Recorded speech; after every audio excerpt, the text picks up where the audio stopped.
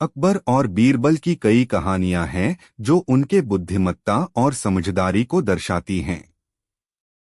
जादुई बंगला एक ऐसी ही प्रसिद्ध कहानी है जो उनके संबंध में दर्शाती है कि उन्होंने कितनी चतुराई से समस्याओं का समाधान किया। कहानी शुरू होती है जब अकबर और उसके मंत्री बीरबल एक दिन घूमने निकलते हैं। उन्हें एक जादुई बंगला मिलता है जिसके बारे में सुनकर वे बहुत ही उत्साहित हो जाते हैं।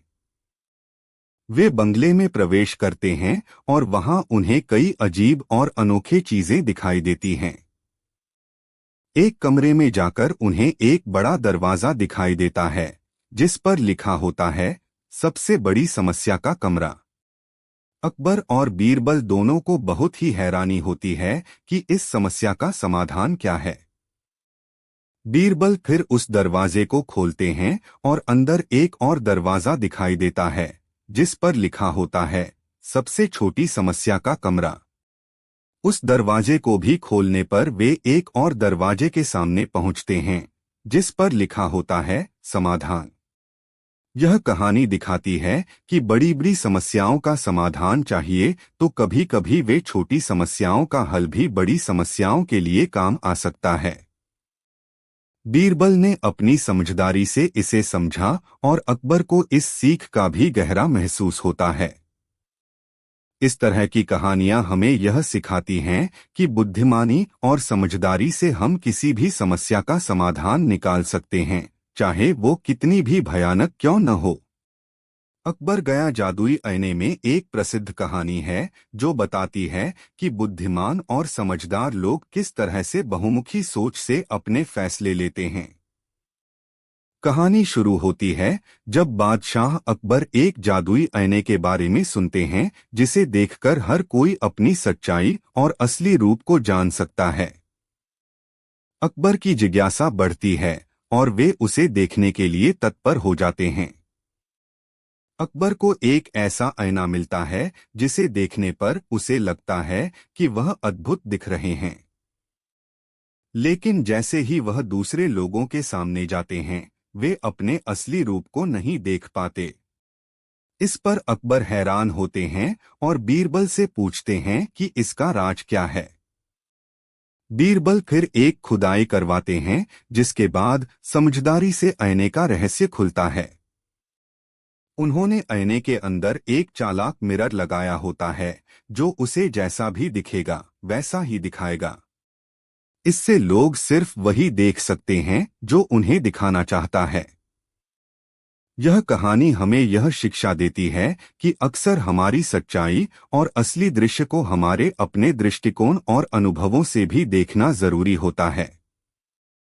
बुद्धिमान लोग हमेशा यह याद रखते हैं कि वास्तविकता को समझने के लिए विभिन्न दृष्टिकोणों से सोचना और अच्छे फैसले लेना महत्वपूर्ण होता है। बीरबल बना अधिपति और रोका बादशाह को यह एक दिलचस्प परिस्थिति हो सकती है जो बीरबल के बुद्धिमानी और चालाकी को प्रदर्शित करती है। कहानी शुरू होती है जब बादशाह को एक अधिपति ने पकड़ लिया होता है। अधिपति ने बादशाह को बंदी बनाया होता है और उसे उसके इशारे पर बंदीगृह में ले जाता है। बादशाह बंदीगृह में फंसे होते हैं और वहां उन्हें बीरबल देखते हैं। बीरबल को यह समझ आता है कि अधिपति ने बादशाह को गलती से पकड़ लिया है। वह अधिपति के पास जाते हैं और उससे बात करते हैं। बीरबल अधिपति से कहते हैं कि वह गलती से बादशाह को पकड़ लिया है और उसे जल्दी से छोड़ देना चाहिए। अधिपति पहले इनकार करता है, लेकिन बीरबल की चतुराई से वह अंततः स्वीकार करता है। फिर बीरबल अधिपति के साथ बादशाह के पास जाते हैं और सच्चाई बताते हैं। बादशाह बहुत खुश होते हैं और उन्होंने बीरबल की बुद्धिमत्ता की सराहना की। इस तरह की कहानियां हमें यह शिक्षा देती हैं कि बुद्धिमानी और समझदारी से हम किसी भी मुश्किल परिस्थिति का समाधान निकाल सकते हैं, चाहे वो कितनी भी चुनौतीपूर्ण क्यों न हो।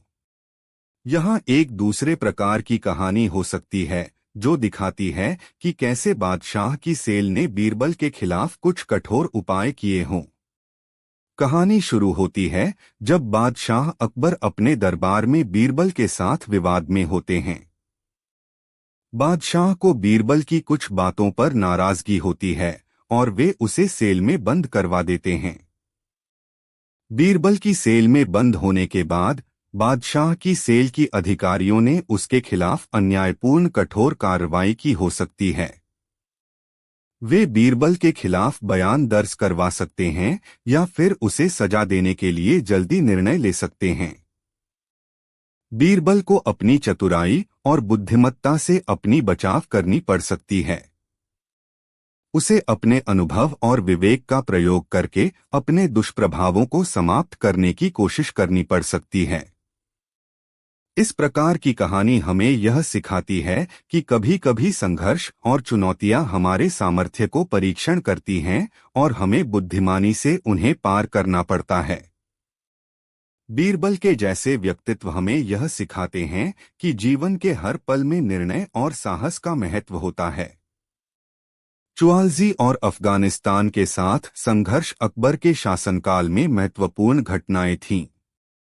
ये घटनाएं उस समय की राजनीतिक और सामरिक परिस्थितियों को दर्शाती हैं, जब उसने अपने साम्राज्य के सीमाओं को विस्तार करने का प्रयास किया था। महाराष्ट्र के कोंकण क्षेत्र में स्थित था। अकबर ने इस सुल्तानात के साथ कई युद्ध किए थे, जिसमें उन्होंने अपनी सेना को प्रयुक्त किया। इन संघर्षों में अकबर ने चुआल्जी को कई बार हराया और अपने साम्राज्य के प्रवेश की संभावना को बढ़ाया। अफगानिस्तान, बदख्शान, काबुल, कांधार आदि भारत पाकिस्तान की सीमा के पास था और इसकी जंगल थी कि मुगलों के और विदेशी साम्राज्य के बीच संघर्ष हुआ था। अकबर ने अपने शासनकाल में कई बार अफगानिस्तान के खिलाफ युद्ध किए, जिसमें उन्होंने अपने सेना को अफगान राजा और शासकों के खिलाफ ले जाया। ये संघर्ष अकबर के विदेश नीति और उसके साम्राज्य के विस्तार के प्रयासों का प्रतीक थे। वे भारतीय इतिहास में महत्वपूर्ण घटनाओं के रूप में जाने जाते हैं और उस समय की राजनीतिक दावों को समझने में मदद करते हैं। अकबर और बीरबल का विवाद एक प्रसिद्ध कहानी है, जो उनकी अद्वितीय दोस्ती और समझौते के प्रतीक है। इसका मुख्य उद्देश्य है कि बीरबल अकबर के राज्य में एक प्रमुख मंत्री थे और उनके साथ उनके विभिन्न प्रयासों और निर्णयों में सहायक रहे। यह कहानी अकबर के बुद्धिमान और समझदार मंत्री बीरबल के बीच के गहरे संबंध को दिखाती है, जिसमें वे एक दूसरे के विचारों का मूल्यांकन करते थे और राज्य के प्रशासनिक मामलों में समस्याओं का समाधान ढूंढते थे। बीरबल की चतुराई और अकबर की विवेकपूर्ण सोच के बीच कई मजेदार और शिक्षाप्रद दृश्य होते थे। बीरबल अकबर के साथ उनके व्यक्तिगत और राजनीतिक मामलों में अक्सर उनके सलाहकार बने रहते थे। वे आमतौर पर राज्य के प्रशासन में सुधार के लिए सोचते थे और अकबर को बुद्धिमत्ता और ज्ञान का प्रदर्शन करते थे। इनकी विवाद एक अनूठी और अविस्मरणीय मित्रता का प्रतीक है, जिसने उन्हें एक दूसरे के साथ निश्चित रूप से जुड़ दिया और उनकी सामर्थ्य को और बढ़ाया। इसी तरह की कहानियां हमें यह शिक्षा देती हैं कि विश्वास, समझदारी और समझौते से हम किसी भी समस्या का समाधान निकाल सकते हैं। हम सभी ने अकबर, बीरबल और तेनालीराम की कहानियां पढ़ी हैं। ये रोचक कहानियां मजेदार तरीके से जीवन के खूबसूरत सबक सिखाती हैं। लेखक और प्रशिक्षक विनायक सप्रे ने अपनी नवीनतम पुस्तक बीरबल, तेनाली और निवेश सूत्र में पाठकों को पैसे और निवेश के मूल सिद्धांतों को समझाने के लिए बीरबल और तेनाली की कहानियों का उपयोग किया है। इस पुस्तक में लेखक कहानियों में निवेशकों के साथ मानव व्यवहार की तुलना करता है और कुछ सामान्य गलतियों पर प्रकाश डालता है। पुस्तक में एक पाठ उच्च लाभ के लालच पर है।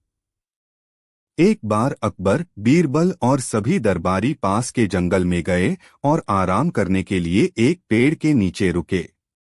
सभी अपने घोड़ों को मटर खिला रहे थे।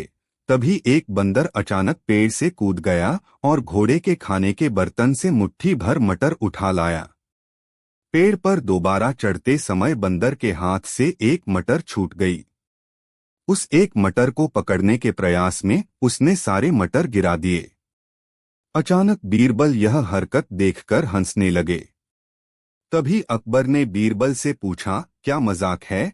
बीरबल ने जवाब दिया, महाराज, कभी कभी लोग भी लालच में ऐसा करते हैं, एक चीज के लिए वे बाकी सब कुछ खो देते हैं। विनायक कहते हैं कि इस कहानी से यह सीख मिलती है कि निवेशकों को अपने वित्तीय लक्ष्य प्राप्त करने के बाद इक्विटी फंड जैसे जोखिम भरे निवेशों से बाहर निकल जाना चाहिए।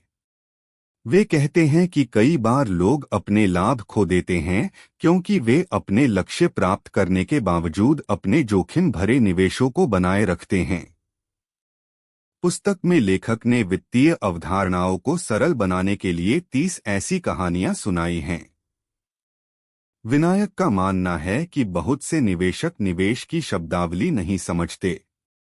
हालांकि इन कहानियों की मदद से वित्तीय अवधारणाओं को सीखना मजेदार हो सकता है।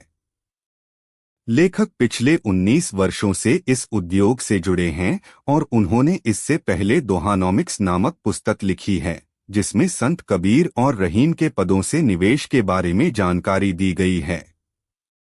लेखक की विशेषज्ञता और जुनून स्पष्ट रूप से झलकता है।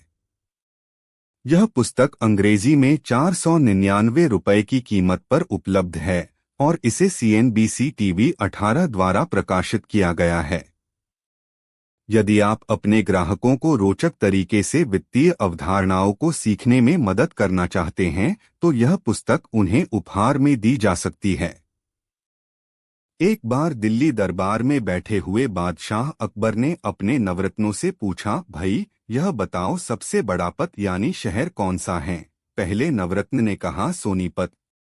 दूसरा नवरत्न, हुजूर, पानीपत सबसे बड़ा पत है। तीसरे नवरत्न ने लंबी हाँकी, नहीं जनाब, दलपत से बड़ा पत और कोई दूसरा नहीं है। चौथे नवरत्न ने अपना राग अलापा, सबसे बड़ा पत तो दिल्लीपत यानी दिल्ली शहर है। बीरबल चुपचाप बैठे हुए सारी बातें सुन रहे थे। अकबर ने बीरबल से कहा, तुम भी कुछ बोलो। बीरबल ने कहा, सबसे बड़ा पत है राखपत और दूसरा बड़ा पत है रखापत। अकबर ने पूछा, बीरबल, हमने सोनीपत, पानीपत, दलपत और दिल्लीपत सब पत सुन रखे हैं, पर राखपत, रखापत किस शहर के नाम हैं? बीरबल बोले, हुजूर, राखपत का मतलब है मैं आपके रखूं और रखपत का मतलब है आप मेरी बात रखो। यह मेलजोल और प्रेम भाव जिस पत में नहीं है उस पत का क्या मतलब है? प्रेम भाव है तो जंगल में भी मंगल है और प्रेम भाव नहीं तो नगर भी नरक का द्वार है। अकबर बीरबल की बातों को सुनकर एक बार अकबर बादशाह ने बीरबल से शान से कहा, बीरबल, हमारी जनता बेहद ईमानदार है और हमें कितना बहुत प्यार करती है। बीरबल ने तुरंत उत्तर दिया, बादशाह सलामत। आपके राज्य में कोई भी पूरी तरह ईमानदार नहीं है, न ही वो आपसे ज्यादा प्यार करती है। यह तुम क्या कह रहे हो बीरबल? मैं अपनी बात को साबित कर सकता हूँ बादशाह सलामत। ठीक है, तुम हमें साबित करके दिखाओ, बादशाह अकबर बोले। बीरबल ने नगर में ढिंढोरा पिटवा दिया कि बादशाह सलामत एक भोज करने जा रहे हैं। उसके लिए सारी प्रजा से अनुरोध है कि कल सुबह दिन निकलने से पहले हर आदमी एक एक लोटा दूध डाल दे। कड़ाहे रखवा दिए गए हैं, उनमें हर आदमी दूध डाल जाए। हर आदमी ने यही सोचा कि जहां इतना दूध इकट्ठा होगा वहां उसके एक लोटे पानी का क्या पता चलेगा।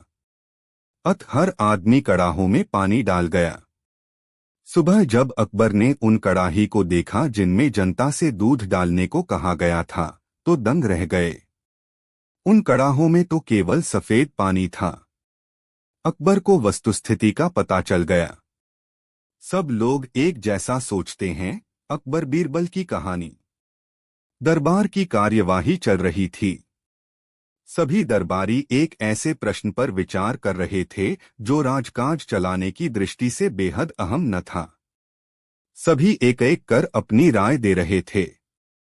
बादशाह दरबार में बैठे यह महसूस कर रहे थे कि सबकी राय अलग है। उन्हें आश्चर्य हुआ कि सभी एक जैसे क्यों नहीं सोचते। तब अकबर ने बीरबल से पूछा, क्या तुम बता सकते हो कि लोगों की राय आपस में मिलती क्यों नहीं? सब अलग अलग क्यों सोचते हैं? हमेशा ऐसा नहीं होता, बादशाह सलामत, बीरबल बोला। कुछ समस्याएं ऐसी होती हैं जिन पर सभी के विचार समान होते हैं। इसके बाद कुछ और काम निपटाकर दरबार की कार्यवाही समाप्त हो गई। सभी अपने अपने घरों को लौट चले। उसी शाम जब बीरबल और अकबर बाग में टहल रहे थे तो बादशाह ने फिर वही राग छेड़ दिया और बीरबल से बहस करने लगे। तब बीरबल बाग के ही एक कोने की ओर उंगली से संकेत करता हुआ बोला, वहां उस पेड़ के निकट एक कुआं है। वहां चलिए, मैं कोशिश करता हूं कि आपको समझा सकूं कि जब कोई समस्या जनता से जुड़ी हो तो सभी एक जैसा ही सोचते हैं। मेरे कहने का मतलब यह है कि बहुत सी ऐसी बातें हैं जिनको लेकर लोगों के विचार एक जैसे होते हैं। अकबर ने कुछ देर कुएं की ओर घूरा, फिर बोले, लेकिन मैं कुछ समझा नहीं। तुम्हारे समझाने का ढंग कुछ अजीब सा है। बादशाह जबकि जानते थे कि बीरबल अपनी बात सिद्ध करने के लिए ऐसे ही प्रयोग करता रहता है। सब समझ जाएंगे हुजूर, बीरबल बोला। आप शाही फरमान जारी कराएं कि नगर के हर घर से एक लोटा दूध लाकर बाग में स्थित इस कुएं में डाला जाए। दिन पूर्णमासी का होगा। हमारा नगर बहुत बड़ा है। यदि हर घर से एक लोटा दूध इस कुएं में पड़ेगा तो यह दूध से भर जाएगा। बीरबल की यह बात सुन अकबर ठहाका लगाकर हंस पड़े। फिर भी उन्होंने बीरबल के कहेनुसार फरमान जारी कर दिया। शहर भर में मुनादी करवा दी गई कि आने वाली पूर्णमासी के दिन हर घर से एक लोटा दूध लाकर शाही बाग के कुएं में डाला जाए। जो ऐसा नहीं करेगा उसे सजा मिलेगी। पूर्णमासी के दिन बाग के बाहर लोगों की कतार लग गई। इस बात का विशेष ध्यान रखा जा रहा था कि हर घर से कोई न कोई वहां जरूर आए। सभी के हाथों में भरे हुए पात्र बर्तन दिखाई दे रहे थे। बादशाह अकबर और बीरबल दूर बैठे यह सब देख रहे थे और एक दूसरे को देख मुस्करा रहे थे। सांझ ढलने से पहले कुएं में दूध डालने का काम पूरा हो गया। हर घर से दूध लाकर कुएं में डाला गया था।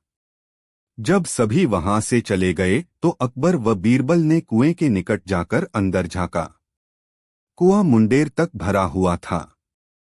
लेकिन यह देख अकबर को बेहद हैरानी हुई कि कुएं में दूध नहीं, पानी भरा हुआ था।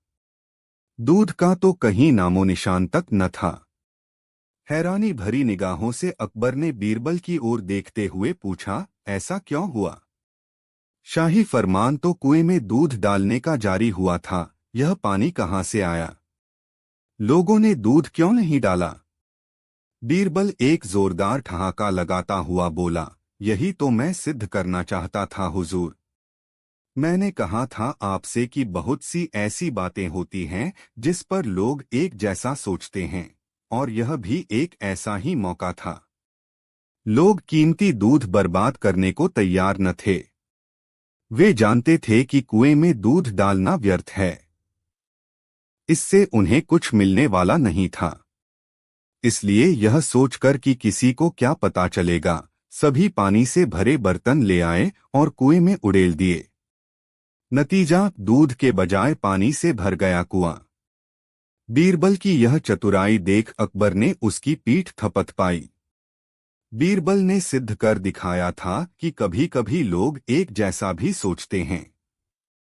एक दिन अकबर अपने मंत्री बीरबल के साथ अपने महल के बाग में घूम रहे थे। अकबर बागों में उड़ते कौओं को देखकर कुछ सोचने लगे और बीरबल से पूछा, क्यों बीरबल, हमारे राज्य में कितने कौए होंगे? बीरबल ने कुछ देर अंगुलियों पर कुछ हिसाब लगाया और बोले, हुजूर, हमारे राज्य में कुल मिलाकर 95,463 कौए हैं। तुम इतना विश्वास से कैसे कह सकते हो? हुजूर, आप खुद गिन लीजिए, बीरबल बोले। अकबर को कुछ इसी प्रकार के जवाब का अंदेशा था। उन्होंने ने पूछा, बीरबल, यदि इससे कम हुए तो इसका मतलब है कि कुछ कौए अपने रिश्तेदारों से मिलने दूसरे राज्यों में गए हैं। और यदि ज्यादा हुए तो इसका मतलब यह है, हुजूर, कि कुछ कौए अपने रिश्तेदारों से मिलने हमारे राज्य में आए हैं। बीरबल ने मुस्कुराकर जवाब दिया। अकबर एक बार फिर मुस्कुराकर रह गए। एक दिन शहंशाह अकबर नाई से अपनी हजामत बनवा रहे थे। तभी वह नाई शहंशाह अकबर की तारीफ करने लगता है। नाई, जहां पनाह, आप अपनी सल्तनत में सबका ख्याल रखते हैं, बच्चे, बड़े, गरीब, लाचार आदि सबका। अकबर, शुक्रिया। नाई, लेकिन जहां पनाह। अकबर, लेकिन क्या क्या हम किसी को भूल रहे हैं जिसकी हम देखभाल नहीं करते हैं?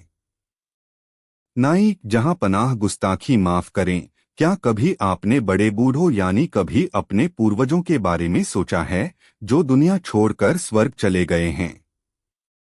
अकबर, लेकिन हम तो उनका भी ख्याल रखते हैं, उनके हक में हम दुआ करते हैं, उनकी याद में हमने शाही मकबरे बनवाए हैं। नाई, लेकिन जहां पनाह, कभी आपने किसी को स्वर्ग भेजा है अपने पूर्वजों की खबर लेने के लिए? उन्हें किसी चीज की वहां जरूरत तो नहीं है। अकबर, ये क्या कह रहे हो? कोई स्वर्ग जाकर वापस कैसे आ सकता है? तुम्हारा दिमाग खराब हो गया है क्या? कोई स्वर्ग की यात्रा करके वापस कैसे आ सकता है? नाई, जहां पनाह, मैं सच कह रहा हूँ, स्वर्ग की यात्रा करके वापस आ सकता है।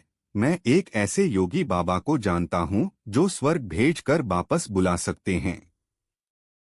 वजीर अब्दुल्ला उनके भक्त हैं। आप चाहे तो वजीर अब्दुल्ला से कहेकर आप उस योगी को बुला सकते हैं। अकबर, ठीक है, तुम कल ही वजीर अब्दुल्ला से कहकर उस योगी को बुलाओ। फिर अगले दिन वजीर अब्दुल्ला उस योगी बाबा को लेकर आते हैं।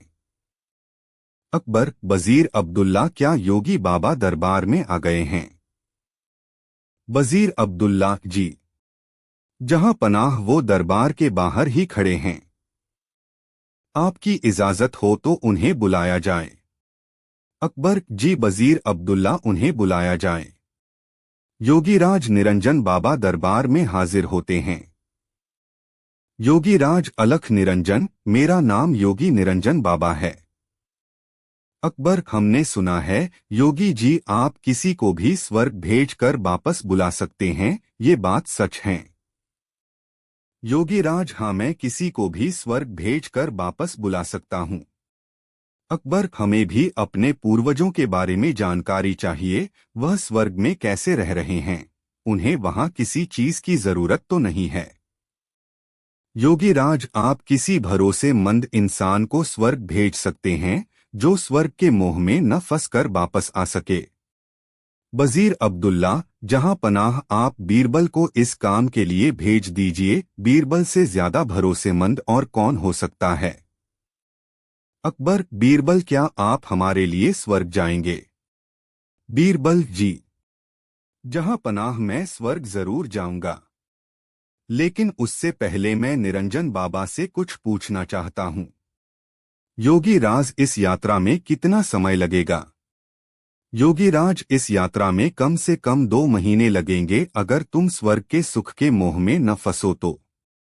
बीरबल, योगी जी आप मुझे स्वर्ग कैसे भेजेंगे? योगीराज, मैं एक पवित्र आग जलाऊंगा, उसमें तुम्हें प्रवेश करना है।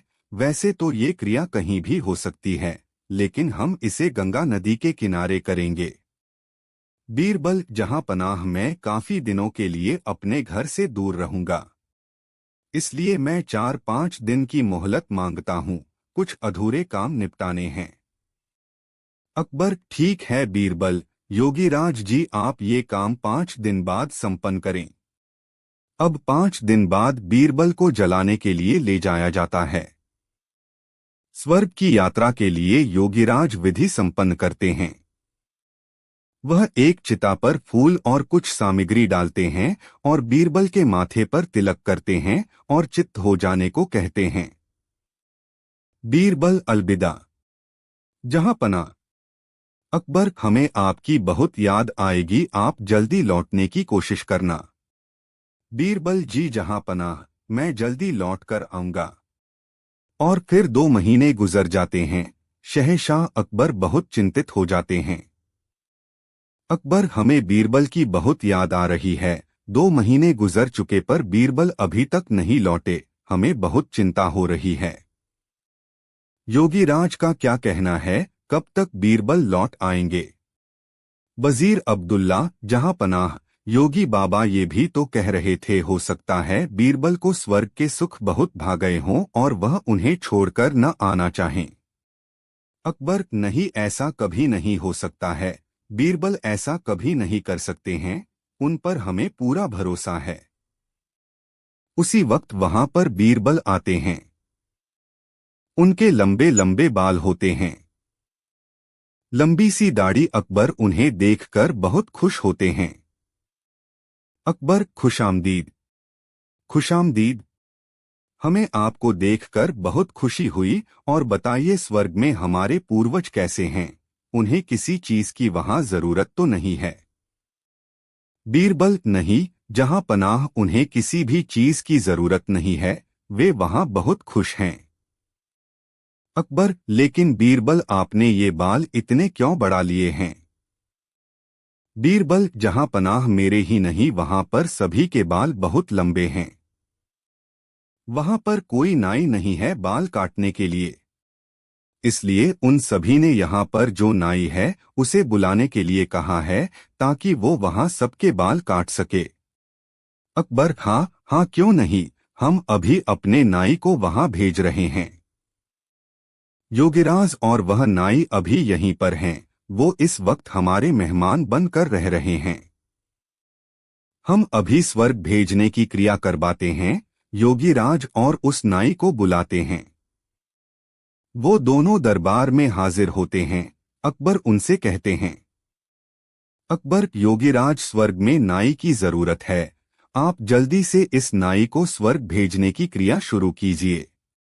नाई अपने घुटनों पर गिरकर, जहां पनाह मुझे माफ कर दीजिए, मुझसे ये सब वजीर अब्दुल्ला ने करवाया था, क्योंकि वह बीरबल की शोहरत से जलते हैं और बीरबल को अपने रास्ते से हटाना चाहते थे, और ये बाबा भी पाखंडी है। पता नहीं बीरबल उस आग से कैसे बच गए, लेकिन मैं नहीं बचूंगा, मुझे माफ कर दीजिए। अकबर, क्या इतनी बड़ी साजिश बीरबल के खिलाफ?